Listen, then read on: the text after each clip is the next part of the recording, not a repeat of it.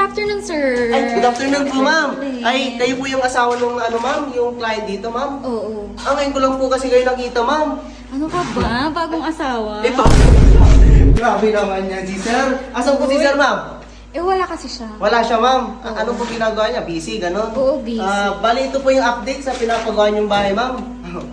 Busy niya na pala kayo, ma'am. Oo. Bali, ito na po yung update, ma'am. Patapos na. Oo.